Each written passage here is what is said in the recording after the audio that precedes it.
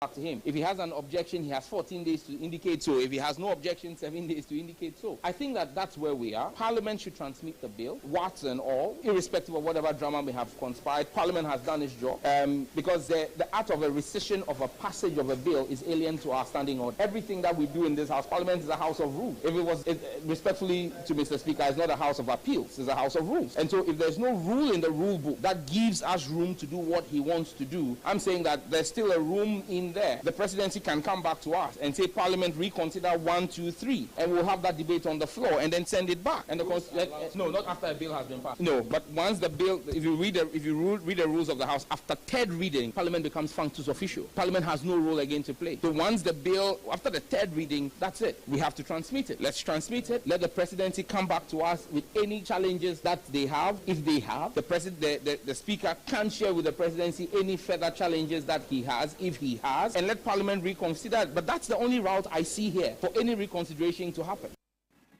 And Monyamfwa Okasa somewhere Nati George, Nini Yakuti.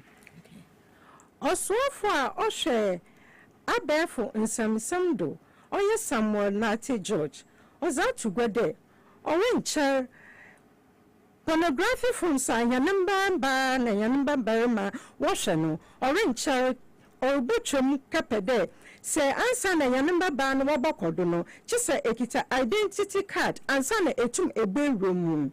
Honorable members, Your Excellencies, it's important that we understand the danger that we face with pornography. And I keep saying that, look, we don't need to rewrite the script. Today in the United Kingdom, for you to access a pornographic website, you need to put your driver's license for them to be able to determine that you are 18 years. Ask yourself why they are doing that. Because they've seen the danger and the damage that pornography and over-sexualization have done to a generation of young UK citizens. And that's why for us, we believe that in Ghana here, and we're working with going to cabinet on that, to make sure that before you access any X-rated site, you must put either your driver's license or your national ID card so that we know who you are and who is going to that site, to prevent children from being exposed to such content. This is the real threat, because when a child is over-sexualized at an early age, it affects their development, it affects their thinking, it affects even their morality and their values and their standards. And the only way to break a people is to go after the children. Swafa Yatiminke or Samuel George. Yatuakasia bonoso and Monyamfwa Odakwa ano ewa omaimu na shebejomo eboja na okokasa si etu ebibi manpenyimfo abanya na fose se womu twesika womo modian se wobetwa mpendu at least 10% na womodi amakwa yo se de beya eduane bedoso ewo ebibi memo. Declaration of 2003 and reaffirmed them under the Kampala Declaration. Under these frameworks, our government pledged to allocate at least 10% of their national budgets to agriculture and rural development as a means of unlocking the continent's vast agricultural potential and accelerating economic transformation. However, the reality on the ground tells a different story. Evidence across the continent suggests that many countries are yet to fulfill this commitment. In some countries, agriculture receives less than 1% of the national budget. Others allocate only 2 or 3%, while some provide as little as 0.6%. Such levels of investment are grossly inadequate for a sector that employs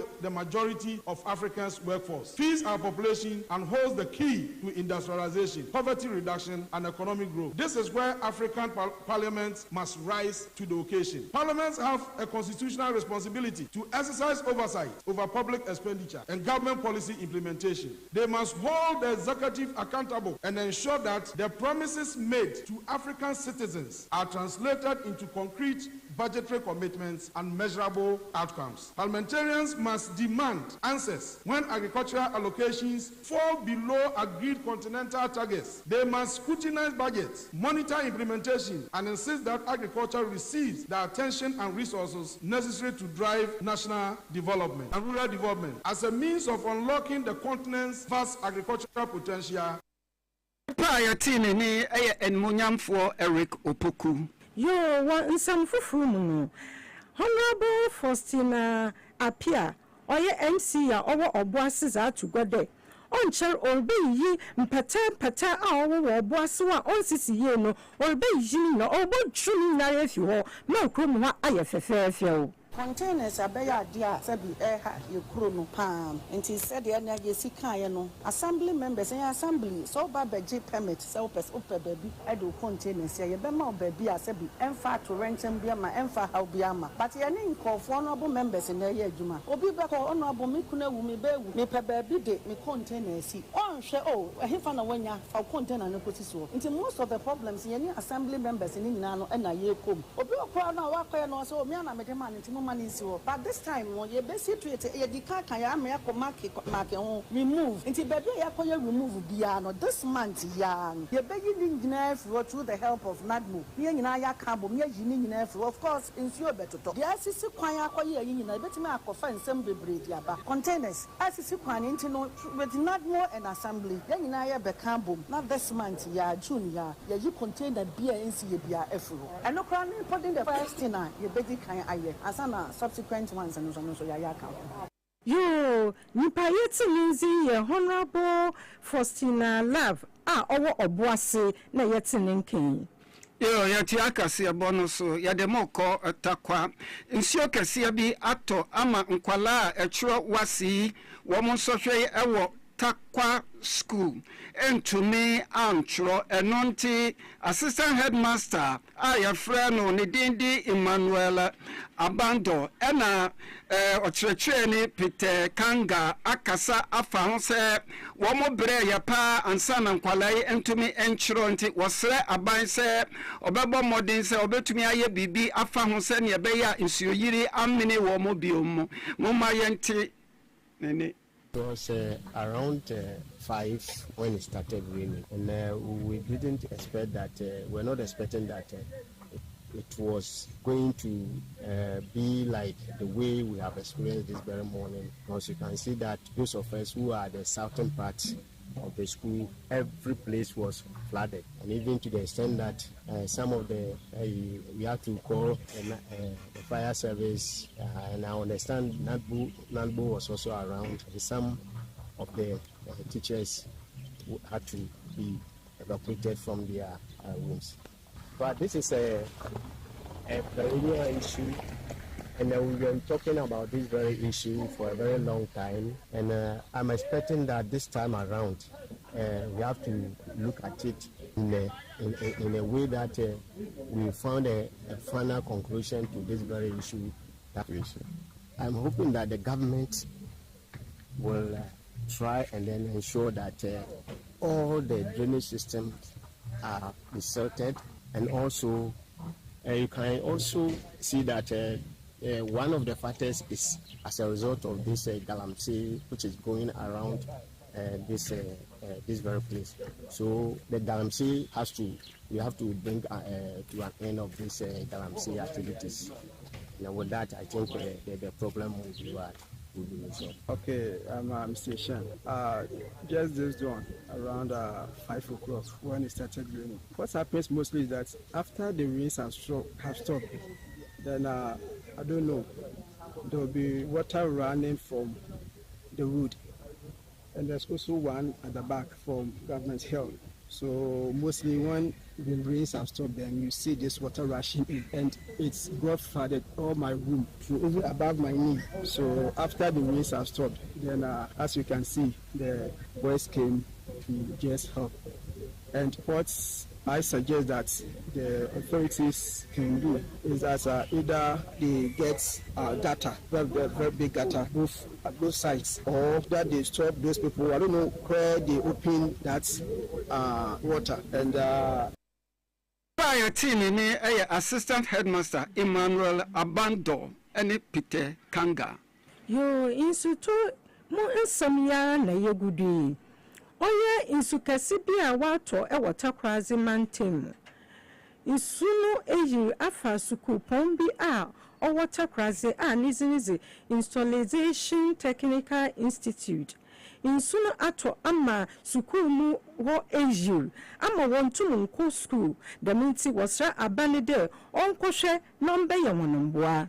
I've been here for 2.5 years, and we have been experiencing this type of flood. And when it always comes, it destroys our desks, and it even sometimes it enters into the administration and destroys a lot of books and machines that they use for lectures. And also, when it happens like this, it's difficult for us to study. And as you can see, they are all outside due to the flood. They cannot go inside and study. They have to sit outside. So maybe sometimes they have to even close them for 1 week or 2 weeks before they'll come back due to the flood. And it happened like that. It affects our academic performance due to this. So even in terms of our practicals, it is a technical school. So we are about to do practical. Because of this, we cannot do practical. Even sometimes final exams, there's also a center. The final exams, you have to write it here, but because of this, they have sent them to different schools to go and write, and it even delayed their time. Okay, but I think they should maybe change the place of the school or give us new buildings and fill the place so that when it rains heavy, it will not flood anymore.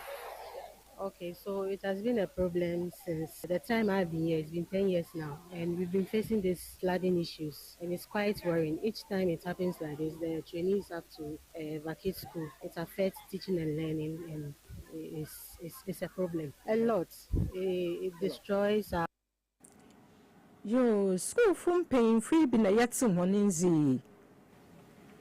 Eri abusia baby ayadui yabeda yaboafo ase bibini Toma Plus ose hwe oyefun ya wo ya Toma Plus o minimo ya wo ya Toma Plus ai ose duro tatahwe esa yade ose o minimo ya wo ya num bibini Toma Plus ai Toma Plus na ko se wo fi ubenum Toma Plus aha uyemu ya wo ya Toma Plus enwa na sese wonomo na hefa ne ebe ho o se sese wonum bi ansa na wadidi hefa ne ebe ho won frɛ wo mo sese ya wo mo no ma 0541337816 ana se 025643 1200 for almost a say yeah for yari and sa na yada Big Joe Paint or say wood dan I said then ya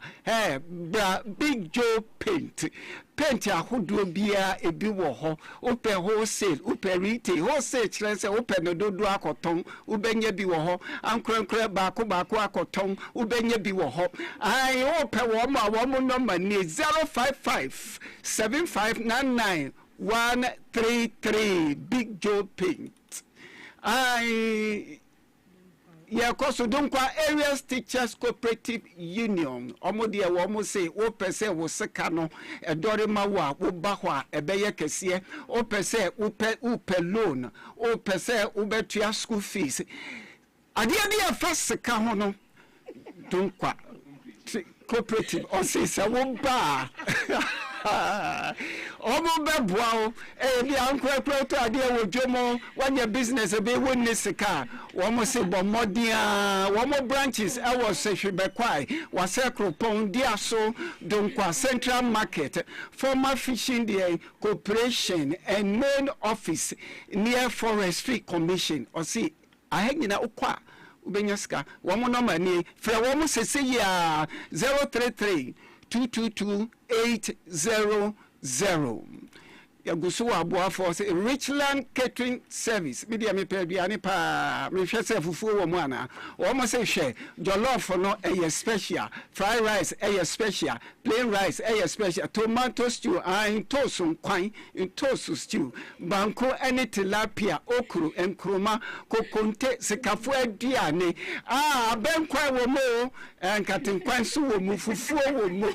Aduane ahodo bia wo pe biala ubenye bi enente bomodi wo ye party wo ye wedding uko hu omo a omo beboa wo ma wadi ane no wo ma ye na kama wo pese oni wo den komo a omo se de percent ase dunkwa ofi ho na omo wo percent ase ye ho a na omo wo ente wo pe wo mo no ma 0541192060 0542195509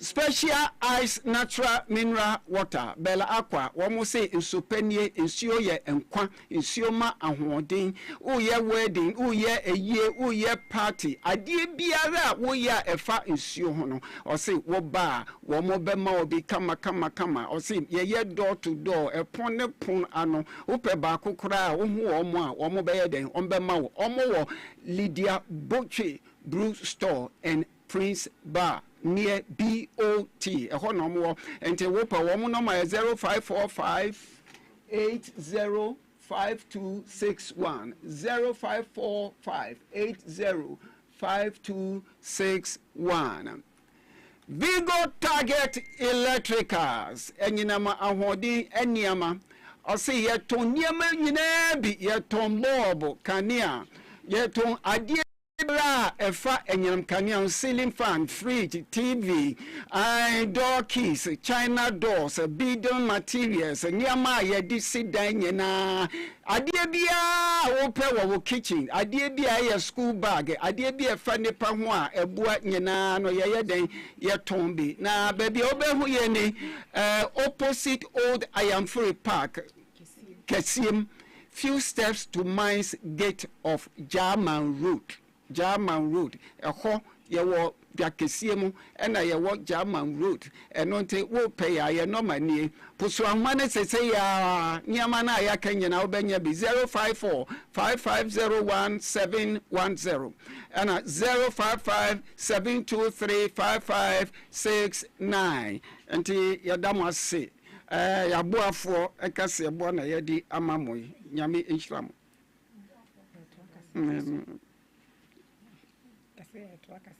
ya twa kase no so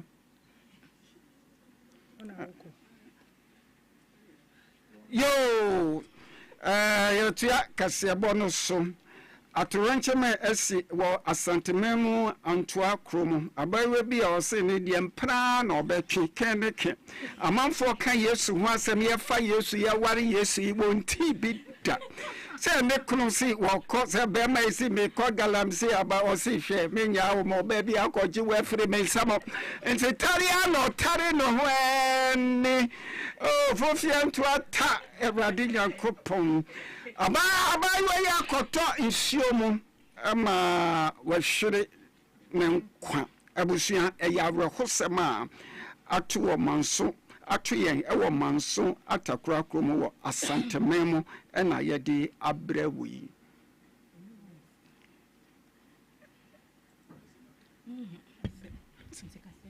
ente kase ne esi me ya pese yada ya boafo ase titel wana woman news ewo ha eta ya chipa na DJ Planet eso ha yada obibia se ya yade kase boy ebremu eye me Samuel Kojomoro Tete eni me nuaba Mrs. Getri Tete Chawe ya chia ya tiefo nyina me kwana me chia ICGC asore manyina me chia asofo ewo krodio mu hanyina me amenu be ma ne yiriti me ne ma ene yedi kase bo kama abremo eye Apostle Tete Chawe eni asofo nyina ye chia mu nyina Mesu michia muhokafo Apostle Titi Chawe michia papa Jume bizibinti ozwe etu kwanka kra michia etiyenka michia na refresh na wo nyina michia ho na madofu nyina especially omo hanuma muzi jumezi no oya kono medo ho na se nyame hira mo